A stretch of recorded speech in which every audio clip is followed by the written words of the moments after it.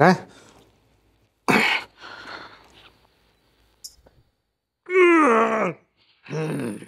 নামানোর সময় ছেড়ে দেন, উঠানোর সময় দিয়েন হালকা।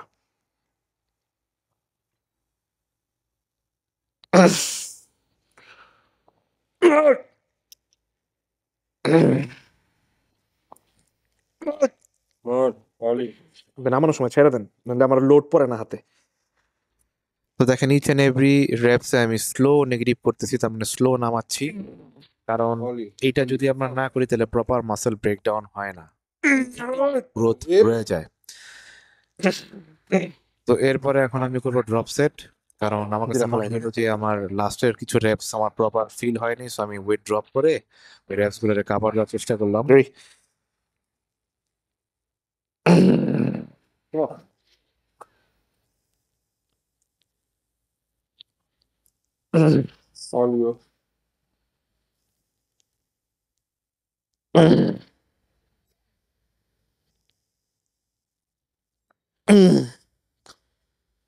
ওকে, ও তো একটা ড্রপই মারলাম এখানে।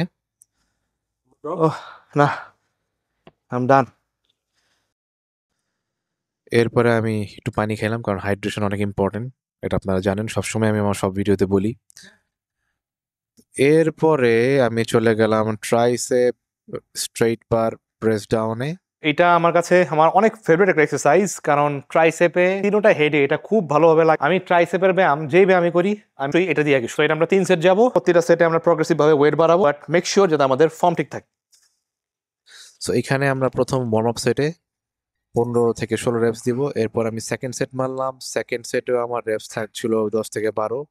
স্লো এন্ড কন্ট্রোল, দেখেন আমি প্রতিটা রেপস কিন্তু ঝাঁকি না, স্লো নেগেটিভ করতেছি, উঠানো যখন উপরের দিকে তুলতেছি উঠাচ্ছি, তখন একদম স্লোলি করতেছি যাতে মাসলটা প্রপার ভাবে স্ট্রেচ হয়, দেন নামায় প্রপার স্কুইজ করতেছি। এবং খেয়াল করেন স্কুইজ করার সময় কিন্তু আমি আমার এলবো লক করতেছি না, আমি আমার মাসলটা লক করতেছি। আমরা কিন্তু ভুলটা করি এলবোটা লক করে। হ্যাঁ, এটা আমাদের মাথায় রাখতে হবে যে আমরা এলবো লক করবো না, আমরা আমাদের মাসলকে লক করবো।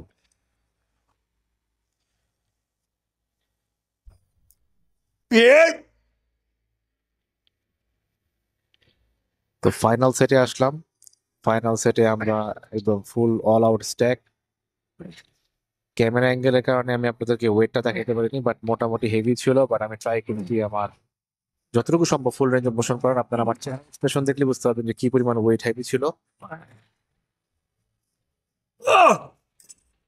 এরপরে একটা ড্রপ সেট করলাম, কারণ ওই যে বললাম যে কিছু কারেকশন রেপস আমার প্রয়োজন, দ্যাটস ওয়াই আমি এখানে একটু ড্রপ অ্যাড করলাম।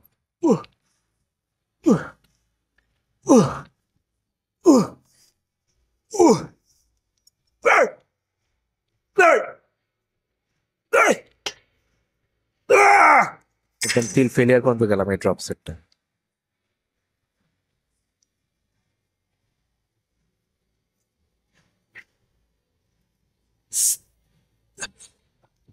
এরপরে মানলাম হচ্ছে স্কাল ক্রাশার, যেটা লাইন ফ্রেঞ্চ প্রেসও বলে অনেকে।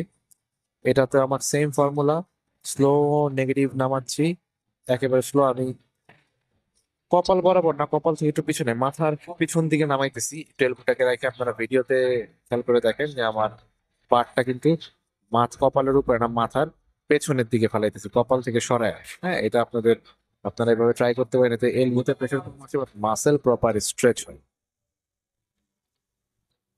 আমাদের ফাইনাল সেট ছিল এটা স্কাল ক্রাশারের।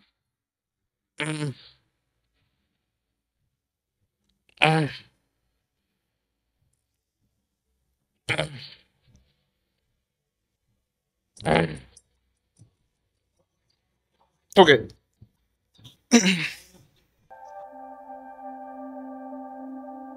এরপর একটু হালকা পাতলা মারলাম পোজিং, কন্ডিশন চেক।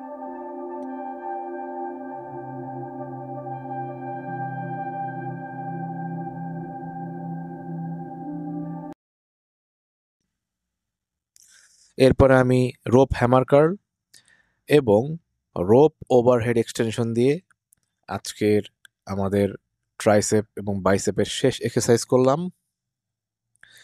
দেখেন রোপ ওভারহেডে কিন্তু দেখেন আমি পুরোটা ফুল স্ট্রেচ করতেছি এবং অন টপ ফুল স্কুইজ করতেছি।